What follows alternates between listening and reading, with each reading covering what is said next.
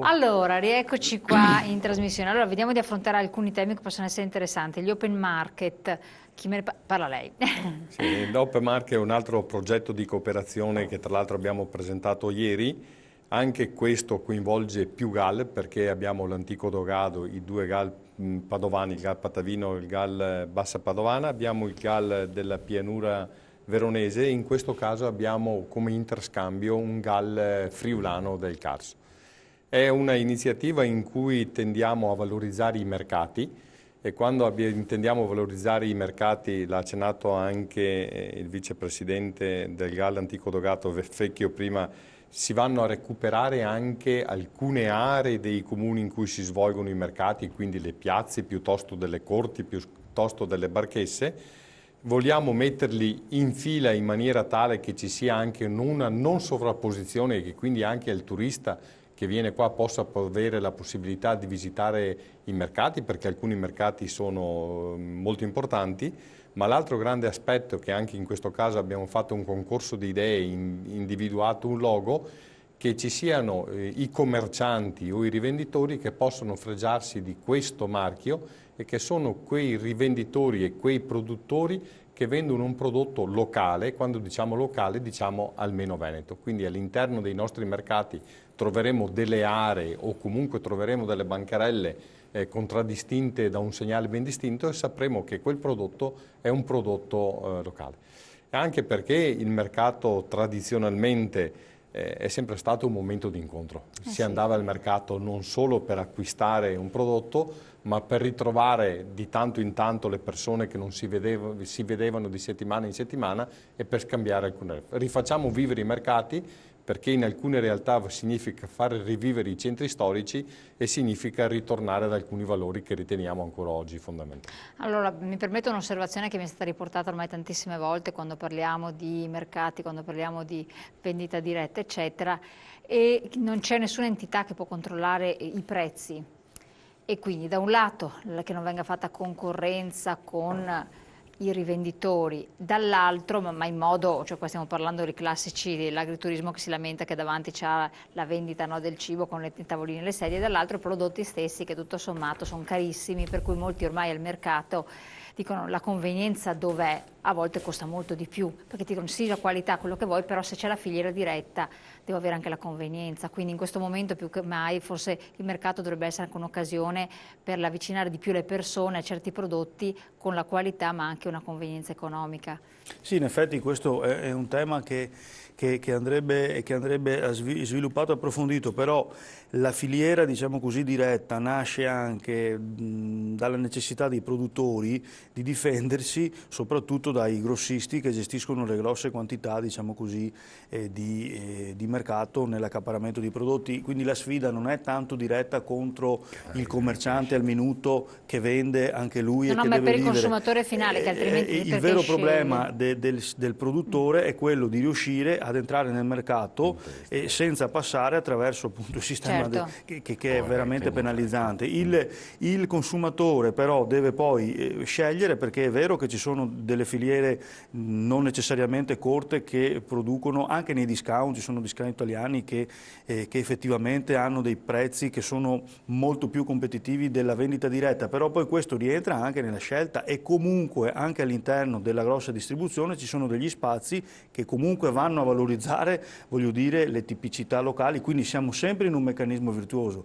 Il meccanismo fondamentale è quello di mettere il consumatore di fronte alla possibilità di scegliere e già questo è un risultato che poi, voglio dire, mette in moto comunque tutta una serie di riscontri che nei territori ci sono. Poi ci sono anche specificità di territori che hanno necessità di, in qualche maniera, salvaguardare quelli che sono dei tessuti comunitari dei piccoli paesini che vengono un po' alla volta smantellati perché poi c'è a 10-15 km il grosso centro commerciale e tutti si concentrano lì e nel paesino non rimane più nemmeno il negozietto con il litro di latte, per cui ci sono tutta una serie di sfumature che effettivamente non è che queste cose risolvono il problema, ma consentono, diciamo così, a varie attività economiche di mettersi comunque in discussione. Assolutamente. ecco, mettersi in discussione, mettersi in comunicazione anche con, diciamo, le entità un po' più rilevanti, con gli enti pubblici e le attività economiche di un certo peso. Può essere questa la modalità? Sì, direi di sì, ed è la sfida. Fino adesso noi abbiamo parlato ad esempio di questa programmazione, della sfida invece nella nuova programmazione su cui i GAL Veneti sono già impegnati e che rivolta alle imprese e ai nostri territori è proprio quella di una crescita che sia inclusiva, che dia risposte a una emergenza che oggi è il lavoro, alla seconda che è quella ambientale. Noi non possiamo avere una crescita sostenibile se non anche attraverso il rispetto, oltre che dando risposta alla necessità, alla domanda di lavoro e di crescita delle imprese, una crescita che sia sostenibile e usiamo l'altro termine, una crescita intelligente che non può che essere quella che risponde alle necessità dei nostri territori, coinvolgendo quindi tutti i soggetti impresa nel settore primario, nel settore dell'artigianato, dei servizi, nel mondo dell'impresa industriale, però lo dobbiamo fare insieme con gli enti locali, che sono i primi probabilmente che hanno necessità di definire la strategia del futuro insieme con le imprese. Su questo, e quali sono questi enti locali? Sono i comuni, sostanzialmente. Allora mi viene a dire, già in questi mesi stiamo discutendo della nuova programmazione prevista dall'Unione Europea, con la metodologia che abbiamo fatto nostra, che ci viene proposta dal diciamo, accordo di partenariato nazionale, dove si dovrà definire anche le cose che vorremmo mettere a punto e sviluppare con la nuova programmazione comunitaria. È un'opportunità importante che per il Veneto e per l'Italia noi non possiamo come dire, non cogliere. In questi giorni in un incontro a Roma facevamo proprio la considerazione che nei prossimi, dal 2014 al 2020, l'Italia avrà a disposizione circa 12 miliardi di euro che vanno cofinanziati con i fondi nazionali, quindi saranno altrettanti, che vuol dire dal 2014 al 2020 le regioni italiane, attraverso il fondo nazionale che verrà adesso ripartito secondo quelle che sono il peso e le necessità tra l'Assemblea Stato-Regioni, il Consiglio d'Europa nel mese di novembre dovrebbe anche approvare il bilancio dell'Unione, che è quello che finanzierà poi questa massa di denaro, ma nei prossimi 6 anni queste sono le risorse che dall'Europa arriveranno all'Italia.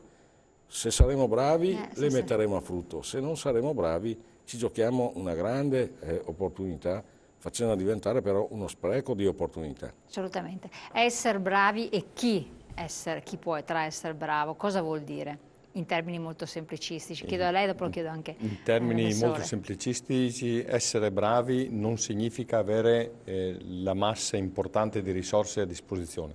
Essere bravi significa individuare anche dei percorsi per cui gli imprenditori o gli enti pubblici possono accedere ai finanziamenti in maniera semplice e soprattutto rapida, perché credo che in un momento di crisi come questa, di cui la fine non è domani mattina, la necessità ci sia la semplicità, bassi costi per accedere ai finanziamenti e soprattutto rapidità. In poche parole bisogna dire semplificazione, eliminare la burocrazia, anche se ormai è diventato di moda dirlo e poi quando ci si approccia non lo si fa assolutamente. Chi deve riscuotere? Io credo che il pubblico-privato ci sia tutto, quindi noi non dobbiamo privilegiare il privato o il pubblico, ma credo che nel momento in cui il privato investe per lo sviluppo economico e il pubblico investe per iniziative, realizzazioni che sono a supporto dell'attività economica e del benessere collettivo, siano da fare. Io ripeto, i GAL ci saranno anche la prossima volta. Mi auguro che i GAL continuino questa azione di messa in rete di un territorio, guardando non solo verso il basso, ma guardando anche verso l'alto. Non l'ho detto prima, colgo l'occasione di dirlo, che quando abbiamo fatto questa grande azione di sinergia l'abbiamo fatta anche con gli enti superiori rispetto ai GAL. Per quanto riguarda i GAL Patavini l'abbiamo fatto con la Camera di Commercio, che consideriamo la casa dell'economia perché tutti siamo là dentro, ma l'abbiamo fatto anche con la provincia di Padova che ha fatto da coordinamento rispetto ad alcune iniziative, perché credo che sia finito il tempo in cui ognuno fa ciò che vuole, ma ognuno deve fare la propria parte in un disegno più generale e più grande.